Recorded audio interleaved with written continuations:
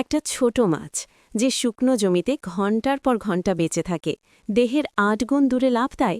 অবিশ্বাস্য কিলিফিশের গল্প শুরু হচ্ছে। এই কিলিফিশটি জন্মেছে এক জনাকীর্ণ দুনিয়ায়। পুরো পরিবারকে টিকিয়ে রাখার মতো খাবার নেই, বাঁচতে হলে তাকে চলে যেতেই হবে। কিন্তু তার পথে দাঁড়িয়ে আছে পাথরের বড় বড় বাধা, গভীর খাদ আর জলপ্রপাত। আপনার আঙুলের সমান ছোট একটি মাছের জন্য এ যেন অসম্ভব এক যাত্রা। বেশিরভাগ কিলিফিশ ঘরেই থেকে যায় এবং প্রতিযোগিতার মাঝেই টিকে থাকার চেষ্টা করে। কিন্তু সে তাদের মতো নয়। সেই মাত্র ১০ ভাগ মাছের মধ্যে একজন, যাদের নতুন জায়গা খুঁজে বের করার তীব্র আকাঙ্ক্ষা থাকে। সে নিজেকে ছুঁড়ে ফেলে শুকনো জমির উপর। দেখলে আত্মহত্যা মনে হতে পারে।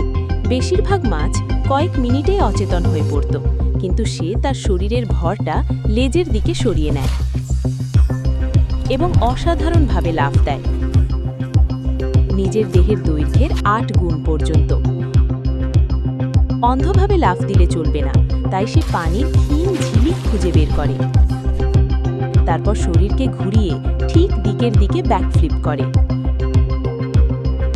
সময় কেনার জন্য তার লেজের রক্ত খুব কাছে বয়ে যায় ত্বকের পৃষ্ঠের, ফলে বাতাস থেকেই অক্সিজেন শোষণ করতে পারে।